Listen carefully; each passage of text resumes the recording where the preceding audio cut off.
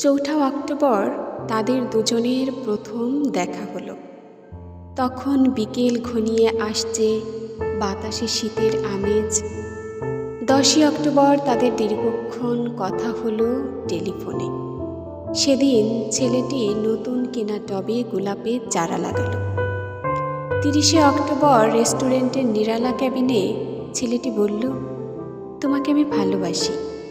মেয়েটি লজ্জায় মাথা নিচু করে টেবিলে আঁকিবুকি কাটল। ১২ই ডিসেম্বর গোলাপ গাছে কড়ি ধরল। মেয়েটি রেস্টুরেন্টে ছেলেটিকে জিজ্ঞাসা করল, কেন ভালোবাসো আমায়? আমি সুন্দরী তাই? তোমার চেয়েও সুন্দরী আছে কত। আমার বাবার প্রচুর অর্থ তাই? তোমার বাবার চেয়েও বড়লোক এখানে কম আছে? তাহলে ভালোবাসি ভালোবাসি তার আবার কারণ হয় নাকি? মেয়েটি বাড়ি ফিরে বন্ধুদের টেলিফোনে অনেক আলোচনা করল। সবাই এক বাক্যে বুঝিয়ে দিল, ভালো যখন বাসে তখন একটা কিছু কারণ তো আছেই বটে, সেটা না বুঝে বেশি এগোস না। ৩রা জানুয়ারি মেয়েটি বলল, আমার কাছে কি চাও? কই, চাইনি তো কিছু। ভালোবাসো অথচ চাও না, তাহলে? না চাহিলে যারে পাওয়া যায়। এ তো গান, শুধুই গান, তাছাড়া কি? কিছুই যদি না চাও তবে ভালোবাসো কেন? ভালোবাসি তাই ভালোবাসা দিতে চাই। চাইব কেন? তুমি সত্যিই অদ্ভুত। ১০ই ফেব্রুয়ারি দুজনের দেখা হলো মেট্রো স্টেশনের পাতালে। ছেলেটি বলল, আমি কাল সারা রাত বাঁশি বাজিয়েছি। সারা রাত সেই সুরের মায়াবী আলোয় তুমি নাচছিলে। অসামান্য অনন্য সে নাচ। ধ্যাত, কাল সারা রাত তো আমি ঘুমিয়েছি। আমি কিন্তু তোমার নাচই দেখে গেছি সারা রাত। তোমার বাঁশি একদিন শুনতেই হবে। ১২ই মার্চ ছেলেটি বাঁশি বাজালো। মেয়েটি শুনল। সময় থমকে রইল অনেকক্ষণ।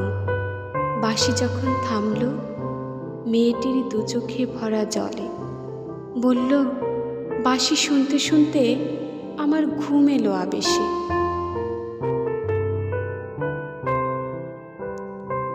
আমি দেখলাম আমি নাচছি মেঘের মাঝখানে, তারাদের পাশে আমি নাচছি, আকাশে ফুলের গন্ধ।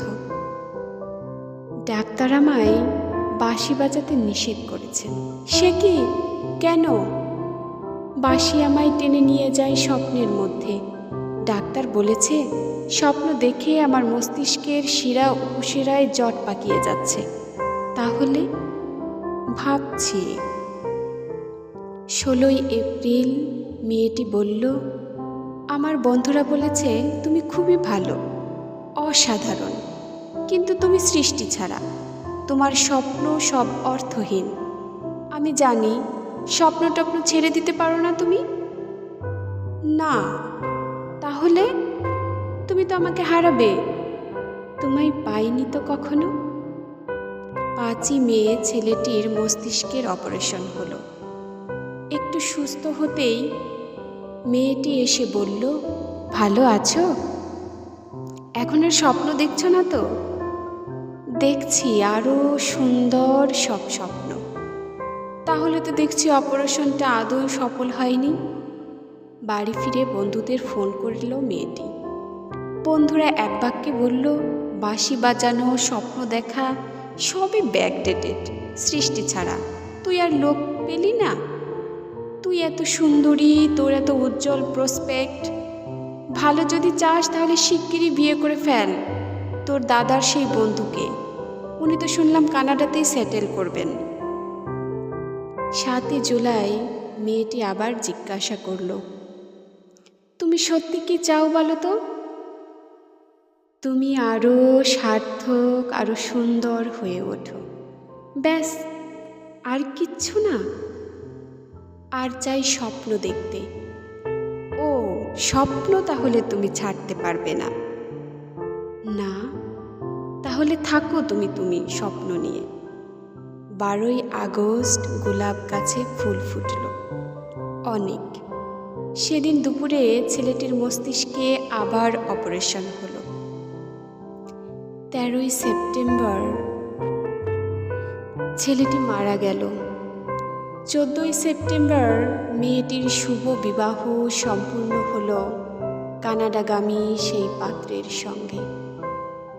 20শে সেপ্টেম্বর গোলাপ গাছটি হঠাৎ ঝড়ে উপড়ে গেল। সেদিন সন্ধ্যার বিমানে মেয়েটি হানিমুনে গেল। যাবার আগে বন্ধুদের বলে গেল, স্বপ্নের চেয়ে বাস্তব অনেক ভালো, অনেক মধুর। স্বপ্ন দেখে কেবল বোকারা।